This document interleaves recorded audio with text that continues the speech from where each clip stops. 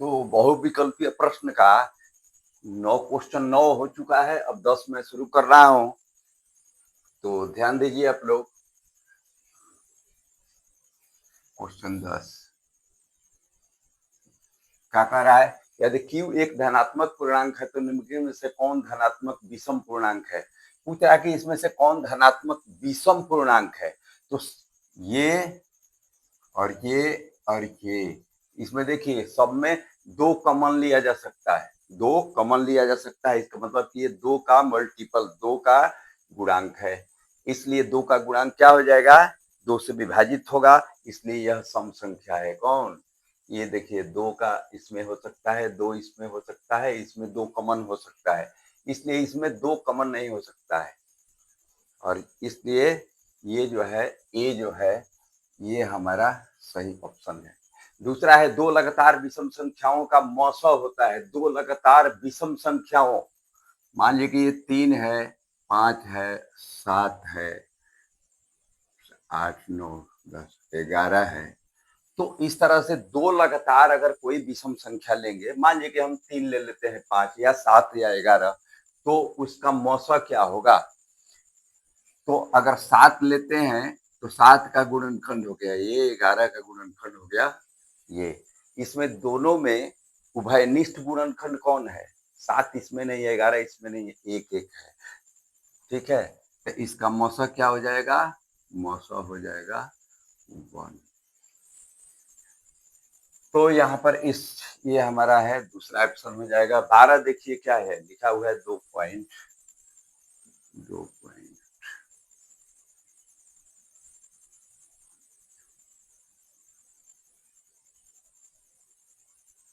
इस तरह से ही बढ़ते जा रहा है। कहने का मतलब कि ये क्या है, ये शांत नहीं है, अशांत है, बढ़ते जा रहा है। लेकिन अशांत के बाद फिर क्या है, ये रिपीटिंग नहीं है। जैसे देखिए दशमलव के बाद 1 3 है, तो यहाँ 2 1 3 है, यहाँ 3 1 3 है, यहाँ 4 1 3, ऐसे यहाँ 5 1 3, ऐसे बढ़ते जाता है।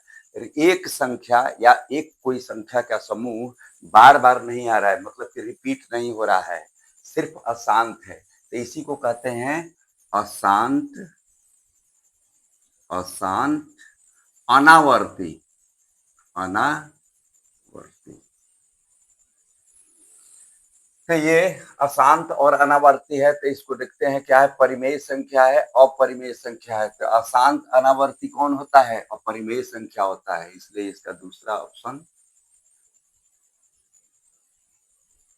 इसका दूसरा ऑप्शन सही होगा। तीसरा 13, क्वेश्चन 13 क्या कह रहा है? क्वेश्चन 13, क्वेश्चन 13 कह रहा है कि ये दिया हुआ है, ये परिमेय है, अपरिमेय है, वास्तविक है, या उनमें कोई है, ये दिया हुआ है। उसको सॉल्व करेंगे और देखेंगे कि क्या हो रहा है। तो यहाँ पर दिया हुआ है इतना प्लस √1 5 माइनस 3 प्लस 5, 3 प्लस √5, फिर क्या दिया है, प्लस 1 माइनस 1 माइनस 5, 5√4, ये दिया हुआ है। अब इसको क्या है, ये 125 है, तो इसको हम लिख सकते हैं 1 प्लस 5 का square minus 3 plus √5 plus, plus के बाद चिन्ह नहीं बदलता है, 1 माइनस 4√5। इस तरह से यहाँ पर ये क्या है, स्क्वायर है और रूट है, तो हट जाएगा। 6 plus √5 minus 3 plus √5, 3 plus √5 minus है, तो यहाँ क्या हो जाएगा, चिन्ह चेंज हो जाएगा, माइनस के बाद कोष्ट है, तो यहाँ पर प्लस का क्या हो जाएगा, माइनस हो जाएगा, इसलिए -3 के बाद ये हो गया हमारा माइनस, ये तो प्लस है, प्लस 4√5 है। अब देखते हैं इसमें क्या है, यहाँ प्लस कौन कौन है, 6 है और ये है 7 है, ये हो जाएगा 7। यहाँ पर देखिए -3, यहाँ पर है -3 बच गया। अब √5 यहाँ है और माइनस √5 यहाँ है, तो ये हमारा हो गया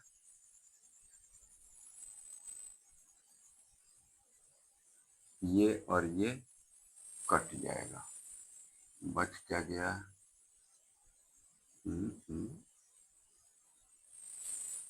यहाँ पर 5, 3 प्लस रूट 5, 4 प्लस रूट,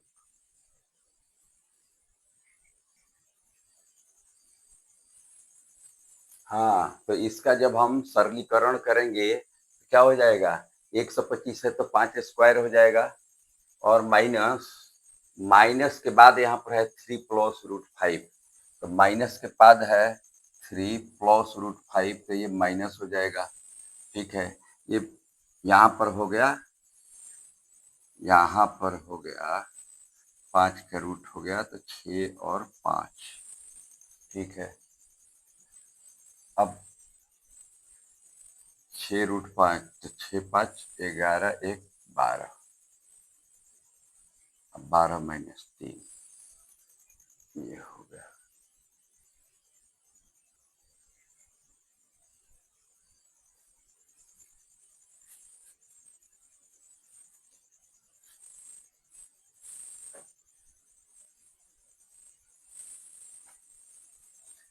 तो यहाँ पर ये हो गया 6 प्लस ये 5 का स्क्वायर रूट है, तो ये 5 हो जाएगा, -3 माइनस रूट 5 प्लस 1 -4 रूट 5। इस तरह से 6 5 11, यहाँ भी प्लस है, ये हो जाएगा 12 -3 माइनस रूट 5, अब -4 रूट 5, ये हो जाएगा -5 रूट 5, और ये हो जाएगा 9 -5 रूट 5। इस तरह से ये क्या है, अपरिमेय संख्या है, ये 5 रूट 5, 5 रूट 5 क्या है, अपरिमेय संख्या है। तो किसका है, ये है, इसका हो जाएगा दूसरा ऑप्शन।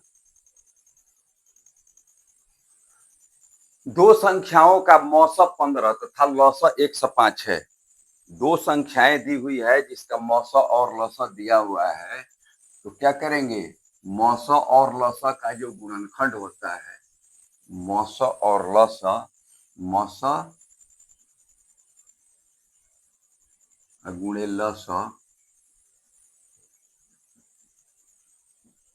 बराबर होता है दोनों संख्याओं का गुणनखंड।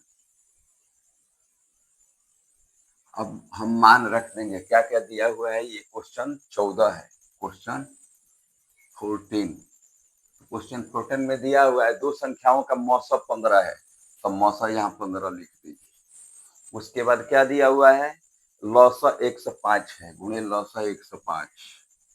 ठीक है, ये बराबर क्या है, दोनों संख्याएं क्या है, इनमें से एक संख्या 5 है तो दूसरी संख्या एक, दोनों संख्याओं का गुणनफल है, तो 5 गुणे, मान लो कि कोई एक संख्या है उसको x मान लेते हैं, ये हो गया, तो 5 इधर गुणा है, इधर आएगा तो भाग हो जाएगा। इस तरह से 15 गुणे 105 बटा 5, पंक्ति आई 15, ये बराबर x, और इसमें गुणा करेंगे तो 315, 315 14 में कहीं ऑप्शन है, 75 15, हाँ सी ऑप्शन इसका सही हो जाएगा। आइए क्वेश्चन 15 पर देखते हैं, यदि q एक धनात्मक समपूर्णांक है तो निम्नलिखित में से कौन धनात्मक समपूर्णांक होगा। धनात्मक समपूर्णांक, समपूर्णांक है, समपूर्णांक का मतलब कि वो 2 का मल्टीपल होना चाहिए, माने 2 से विभाजित होना चाहिए, क्या है, सम है। तो इसमें हम देखते हैं कि 2 से विभाजित होने वाला ये नहीं है, इसमें +1 है, +3 है, +5 है, ये 2q है। q को दिया हुआ है कि एक धनात्मक पूर्णांक है, तो धनात्मक पूर्णांक क्या करता है, 2 का मल्टीपल है, तो ये सम है, इसलिए दूसरा ऑप्शन हो गया। यदि भाग एल्गोरिथम इतना में मान दिया हुआ है, देखिए इसमें सबका मान रख दीजिए, अपने से क्वेश्चन आ जाएगा। पूछ क्या रहा है, b का मान बताना है, तो b का मान बताना है, b बराबर 5, क्या है, क्वेश्चन है 16, क्वेश्चन 16 क्या कर रहा है, यदि भाग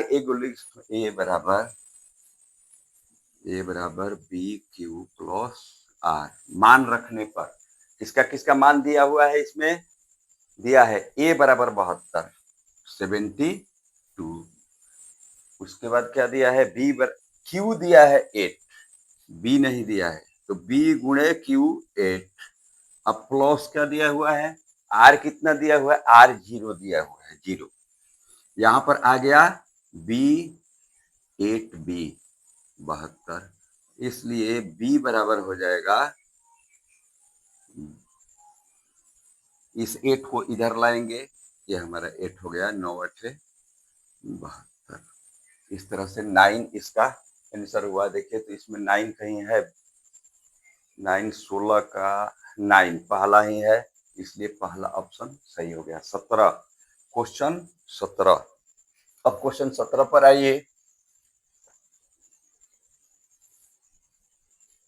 बहुविकल्पीय प्रश्न में अगर सारा क्वेश्चन जो करा रहे हैं अगर ध्यान से सुनिएगा तो इसमें कहने का मतलब कि एक भी क्वेश्चन नहीं छूटेगा।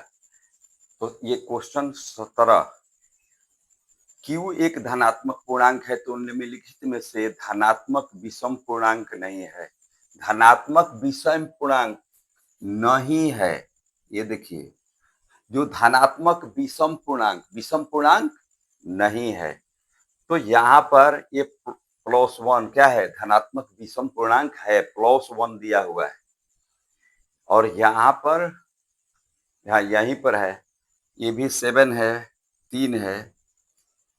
तो यहाँ पर 8Q + 4, 8Q + 4 क्या है, 8Q + 4, ये है क्या, 2 का 4Q + 2, मतलब कि ये 2 का गुणनखंड है, मतलब कि ये 2 से विभाजित होने वाला है, इसलिए ये सम है।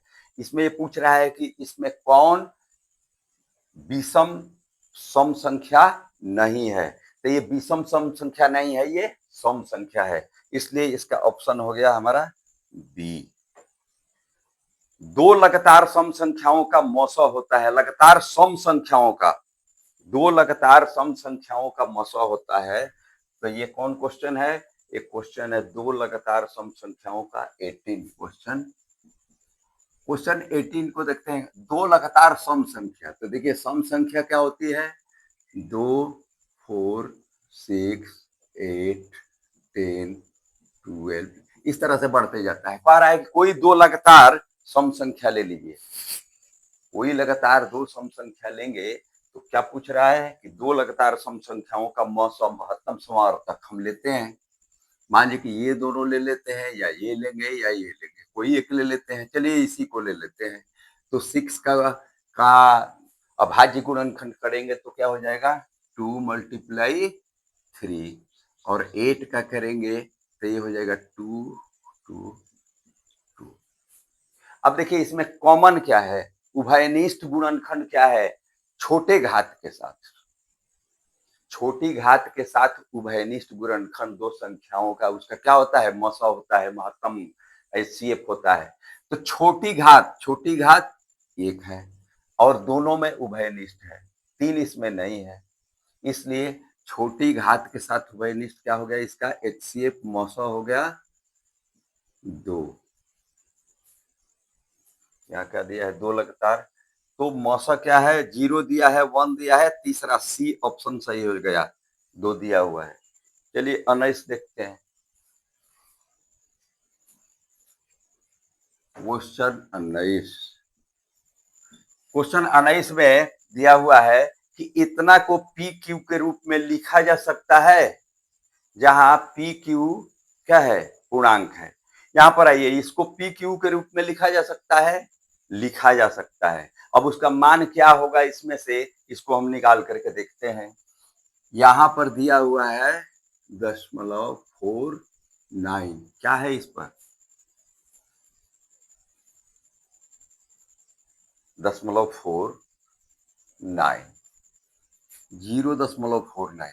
चलिए मानते हैं क्या, x बराबर 0.4, इस पर जो बार लगा हुआ है इसका अर्थ है कि ये बार बार आ रहा है, रिपीटिंग है, मतलब कि आवर्ती है, 49 49 49 49 ऐसे करके ये आ रहा है। अब दोनों तरफ क्या करेंगे, 10 से गुणा करेंगे, 10 से गुणा करेंगे तो ये हो जाएगा 10 नहीं 100 से गुणा करेंगे। 100 से इसलिए गुणा करेंगे कि दो संख्याओं को हमको दशमलव के इस साइड लाना है, बिना दशमलव का करना है, तो हम 100 से गुणा करेंगे। 100 से गुणा किए तो ये हमारा हो गया 100x, और इसमें 100 से गुणा करेंगे तो दो संख्या इधर आ जाएगी 49.494949 ऐसे करके बढ़ती जाएगी। इसको 1 ले लीजिए और इसको 2 ले लीजिए, तो 2 से माइनस कीजिए 1 को, 2 से माइनस कीजिए 1 को, तो यहाँ पर आ जाएगा 100 माइनस 100x माइनस x बराबर, देखिए इसमें से इसको माइनस करेंगे तो दशमलव से ये और ये माइनस हो जाएगा, बच जाएगा 49, और यहाँ पर क्या बच जाएगा, इसमें से 100 में से 1 गया, 99x बराबर 49, इसलिए x बराबर हो जाएगा 49/90। देखिए ऐसा कहीं ऑप्शन आया है, और नहीं से 49/100 दिया है, 49/99 दूसरा ऑप्शन इसका सही है, ठीक मानिए। 20 देखते हैं, क्वेश्चन 20 को देखते हैं। क्वेश्चन 20 क्या पूछ रहा है, कह रहा है कि निम्न में से कौन अपरिमेय संख्या, निम्न में से कौन अपरिमेय संख्या है। दो ही संख्याएं होती है, परिमेय और अपरिमेय। पूछ रहा है कि इसमें कौन अपरिमेय है, तो पहले देख लीजिए कि कौन परिमेय है, बच जाता है परिमेय। ये देखिए ये क्या है 49, तो 7 का स्क्वायर हो जाएगा, 49 का रूट है तो ये हो जाएगा 7 का स्क्वायर, ये हो जाएगा 7, तो ये 7 क्या है, परिमेय संख्या है। दूसरा देखिए, दूसरा 36, ये भी वही है, 36 का रूट करेंगे ये हो जाएगा 6 का स्क्वायर, इसका मतलब कि ये भी 6 हो जाएगा, ये भी परिमेय संख्या हो गई। उसके बाद तीसरा हम देखते हैं 27, 27, इसका रूट करेंगे तो देखिए इसका हो जाएगा कितनी लिखा 9, 3 स्क्वायर गुणे 3, क्या हो गया ये रूट में 3 स्क्वायर 9 9 27, 3 स्क्वायर है और रूट है तो इसको निकाल लेंगे, बच क्या जाएगा 3√3। तो ये क्या है, ये अपरिमेय संख्या है, तो हमको मिल गया, इसको मारेंगे, ठीक, ये हमारा हो गया, नहीं ये ऑप्शन नहीं है, ये ऑप्शन है 27, ये सी हो गया हमारा, मतलब कि √c क्या है, अपरिमेय संख्या है। अब चलिए 20 पर, 20 ही बनाए, हाँ, उसके बाद 21, यदि p तथा q अभाज्य संख्याएं हैं तो p इतना दिया हुआ है देखिए, तथा इतना का मौसौ होगा, ये अभाज्य संख्याएं हैं, तो कह रहा है कि इसका और इसका मौसौ क्या होगा, तो दोनों को पहले गुणनखंड कीजिए, दोनों को पहले अभाज्य गुणनखंड कीजिए।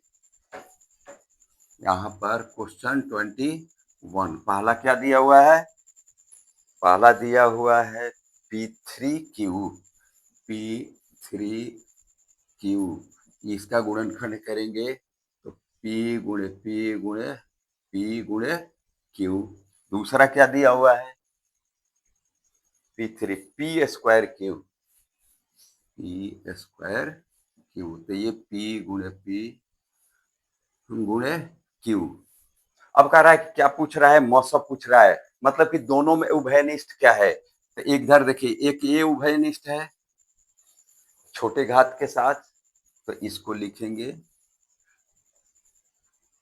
Q, और दूसरा क्या उभयनिष्ठ है, देखिए इसमें 2 और इसमें 2p, इसलिए p का ये स्क्वायर और q, ये क्या हो जाएगा, मौसम हो जाएगा उसका। तो देखिए ऐसा ऑप्शन है p स्क्वायर q, यहाँ कहीं p स्क्वायर q है, P3Q स्क्वायर, दूसरा p स्क्वायर q है, p स्क्वायर दूसरा q है, इसलिए इसको हम मार दिए। ये आपका हुआ, और एक दो क्वेश्चन है हम करा रहे हैं।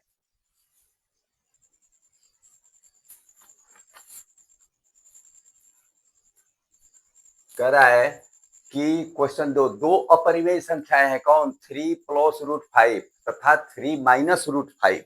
देखिए ये कैसे है, ए प्लस बी तथा ए माइनस बी के रूप में है। तो इस तरह का जो होता है उसका दोनों का गुणनखंड क्या हो जाता है, ए प्लस बी और ए माइनस बी, ये बराबर होता है ए स्क्वायर माइनस बी स्क्वायर।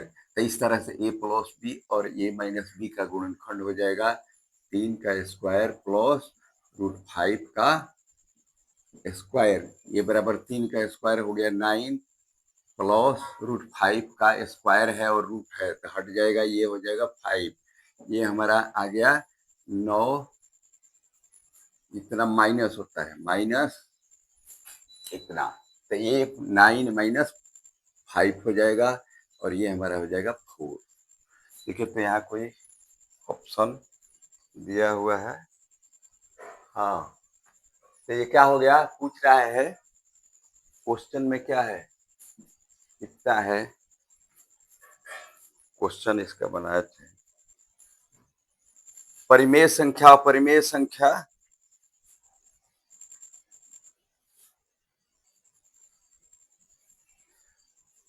हाँ तो एक क्वेश्चन क्या दिया हुआ है, दो परिमेय संख्या हो, इसका तथा इसका गुणनखंड क्या होगा, परिमेय संख्या होगी अपरिमेय होगी, ए और बी मतलब कि दोनों अपरिमेय परिमेय होगी या इनमें कोई नहीं होगी। तो हम लोग यहाँ जब किए दोनों को गुणनखंड किए तो ये हमारा आ गया 4, इसका स्क्रीनशॉट ले लीजिए। तो 4 क्या है, परिमेय संख्या है, इसलिए इसमें पहला ऑप्शन इसको सही मारिए और इसका स्क्रीनशॉट लीजिए। और फिर आगे हम बहुविकल्प थे क्या, अगला जो चैप्टर है वह है बहुपद, और बहुपद में हमेशा 5 साल के अंदर हम देखे हैं कि हर साल करीब 9-10 क्वेश्चन तो निश्चित आता है कि बहुविकल्पीय में, तो उसका भी क्वेश्चन आंसर करा करके हम बहुविकल्पीय इस तरह से कराएंगे कि एक भी क्वेश्चन छूटे नहीं। तो फिर मिलेंगे